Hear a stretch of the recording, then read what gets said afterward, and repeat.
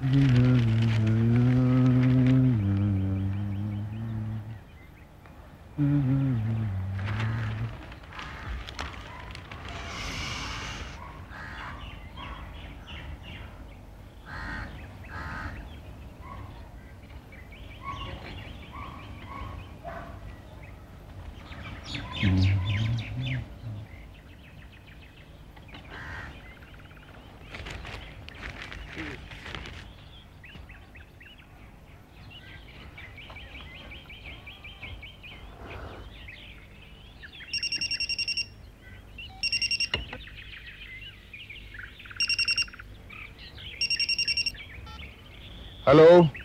हाँ बोलो।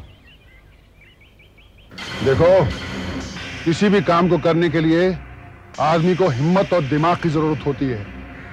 इतना बड़ा बिजनेस मैं ऐसे ही नहीं संभाल रहा हूं। आदमी को अपनी नेचर पानी की तरह रखनी चाहिए। जिस रंग का आदमी हो उसी रंग के बन जाओ, समझे?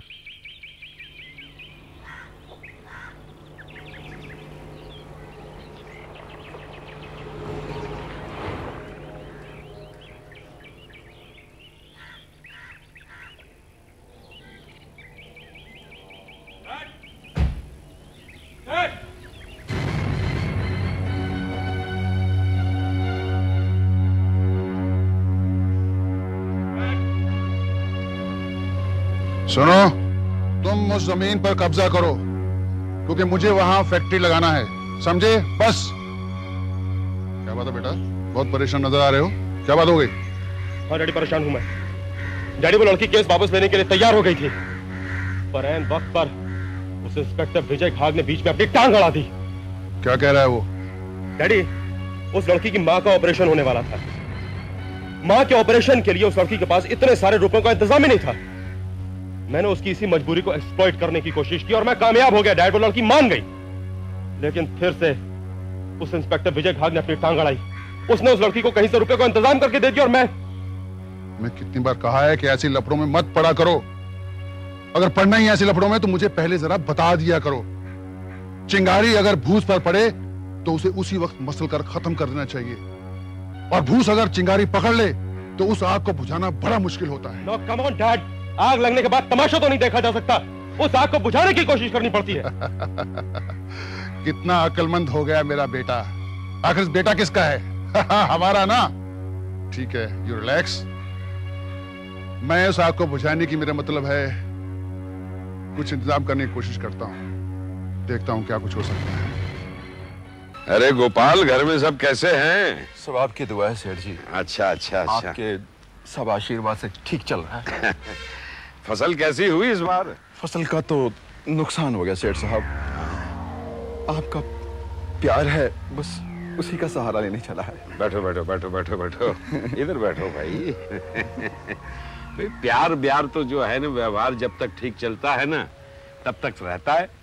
जैसे व्यवहार गड़बड़ हो गया, तकरार शुरू हो जाती है, और एक बार तकरार शुरू हो गई ना तो प्यार का बंटा ढार हो जाता है। 100% सही बात कही सेठ साहब आपने। देखिए सेठ साहब, मैं भी उसी प्यार में विश्वास रखता हूँ, उसी व्यवहार में विश्वास रखता हूँ जिसमें प्यार बना रहे। अब इन बातों को छोड़ दो भाई, धंधे की बात करें। कितने रुपए की जरूरत है तुम्हें? सेठ साहब, मुझे अपनी बेटी की शादी के लिए 25,000 रुपए की सख्त जरूरत है। बहुत सख्त जरूरत है मुझे। समझ गया गोपाल। जमानत के तौर पे रखने के लिए तुम्हारे पास कुछ गहने, कुछ जमीन? हाँ, अरे तुम्हारे पास तो मकान है ना? हाँ, मकान तो है सेठ साहब। उसके कागजात रखने से चलेगा क्या? अरे चलेगा क्या, दौड़ेगा भाई। कागजात रख के जाओ और 25,000 रुपया गिन के लेके जाओ। गोपाल, तुम्हारा काम सबसे पहले और सबसे ज्यादा जल्दी हो जाए, उसी में मेरे को तसल्ली मिलेगी। अरे गोपाल जी, आप जैसे लोगों की सेवा करने के लिए मैंने ब्याज का दर भी बहुत कम रखा है। महीने का सिर्फ 5% रखा हूं।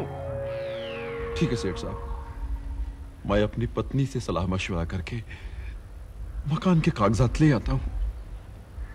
ठीक है, अरे गोपाल भाई, आपकी सेवा के लिए फकीर चंद के घर के दरवाजे हमेशा खुले हैं। बेधड़क चले आइएगा इधर। सेठ साहब, हाँ। हम गांव वाले तो आपके सहारे ही जीते। बहुत बहुत मेहरबानी सेठ साहब, बहुत बहुत मेहरबानी। अरे ईश्वर ने आप लोगों की सेवा करने के लिए इंस्पेक्टर विजय जैसे बहुत कम लोग होते हैं निशा। मैं तो समझती हूँ अगर सारे पुलिस वाले इसी तरह से हो जाएं, तो हमारे देश से क्राइम का नाम निशान मिट जाएगा। मुझे भी धमकी मिली है, लेकिन मैं डरने वाली नहीं, क्योंकि मैं सारे क्रिमिनल्स के साथ लड़ सकती हूँ, लेकिन अपने ज़मीर के साथ नहीं। ठीक कहती हैं आप। अपने ज़मीर से लड़ना, अपने आप से लड़ना बहुत मुश्किल होता है।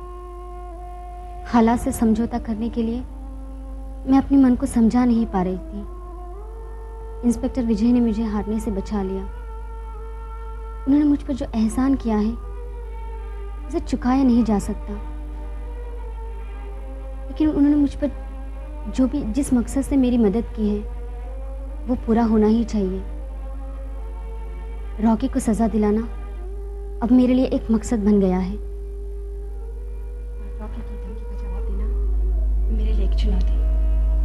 मैंने भी ठान लिया है, मैं रॉकी को ऐसा मुंह तोड़ जवाब दूंगी, ऐसा मुंह तोड़ जवाब दूंगी कि देखता रह जाएगा। उसके बाद चाहे कुछ भी हो।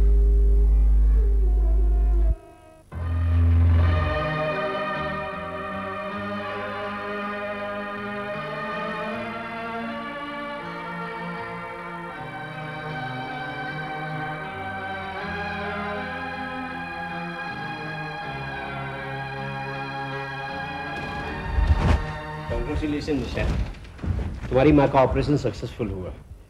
अब तुम्हारी माँ खतरे से बिल्कुल बाहर है। Thank you doctor, thank you very much. आपने इसके सिर से बहुत बड़ा बोझ उतार दिया है डॉक्टर। बिना फीस लिए आपने इसकी माँ का ऑपरेशन किया, ये बहुत बड़ा उपकार है आपका। मुझे तो यकीन ही नहीं होता कि आज की इस दुनिया में आप जैसे लोग भी हैं। शालिनी जी, प्रोफेशन एक अलग चीज है, लेकिन उससे ऊपर है इंसानियत। और जानती है, उससे भी ऊपर होती है दिल की आवाज। मैंने निशा को बड़े करीब से देखा, उसकी मजबूरियों को समझा। मेरे दिल ने आवाज दी कि मुझे निशा की मदद करनी चाहिए। मैं दिल की आवाज को दबाता, तब तक इंस्पेक्टर विजय ने एक ऐसा स्टेप उठाया कि उसने तो मेरी आंखें ही खोल दी। और मैं अपने दिल की आवाज को दबा न सका। माँ को पूरी तरह से ठीक होने में और कितना वक्त लगेगा डॉक्टर साहब? उन्हें कुछ 15 दिनों तक हॉस्पिटल में ही रखना होगा। ट्रीटमेंट चालू रहेगा, उसके बाद कंप्लीट ठीक होने में करीब 3 महीने तो लग ही जाएंगे। डॉक्टर साहब, क्या हम लोग अभी उन्हें मिल सकते हैं? नहीं, अभी नहीं, क्योंकि अभी भी बेहोशी की हालत में है। आधा घंटे के बाद आप लोग मिल लीजिएगा।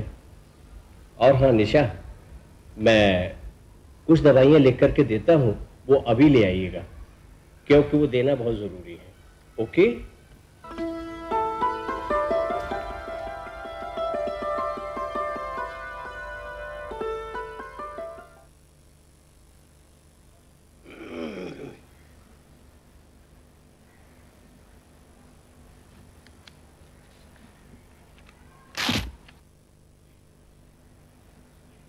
Hello doctor.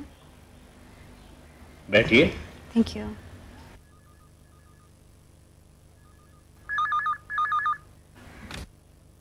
हेलो। हाँ हाँ, ऑपरेशन सक्सेसफुल हुआ। कौन बोल रहे हैं आप? Mind your own business. मैं किससे फीस लूं, ऑपरेशन करूं या फ्री में करूं, ये मेरी मर्जी है। मैं अपने डिसीजन खुद लेता हूं। मुझे आपके हुक्म की और आपकी राय की जरूरत नहीं। Mind your own business.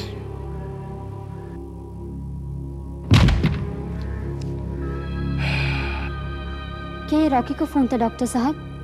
हाँ, उसी का था। अब उसे डर लगने लगा है कि उसका पाप सारी दुनिया के सामने आने वाला है। मुझे नहीं लगता इससे पहले किसी ने उसके सामने सर उठाने की जरूरत की होगी, इसीलिए बौखलाया हुआ है। ये रईस बाप के बेटे ये समझते हैं कि पैसे के बल पर हम सब कुछ खरीद सकते हैं। मैं इस बात पर ऐसा आर्टिकल लिख के छपाऊंगी कि उसके होश ठिकाने आ जाएंगे। नहीं शालिनी जी, बात बढ़ाने से क्या फायदा? दूसरों से उलझना, पैसे की ताकत दिखाना इन लोगों की आदत में शुमार है। यही तो मैं उन्हें बताना चाहती हूँ कि ये सब उनकी गलतफहमी है। नहीं शालिनी जी, इन्हें अभी गलतफहमी में रहने दीजिए। इस वक्त हम कमजोर हैं, उनका मुकाबला करने की ताकत नहीं है हमें। ईद का जवाब पत्थर से देने के लिए हमें पहले तैयारी करनी पड़ेगी। शालिनी जी, निशा बिल्कुल ठीक कह रही है। हमें सही मौके का इंतजार करना चाहिए और मौका मिलते ही उनकी अकड़ निकाल देनी चाहिए। तो ठीक है डॉक्टर साहब, हम सही वक्त का इंतजार करेंगे।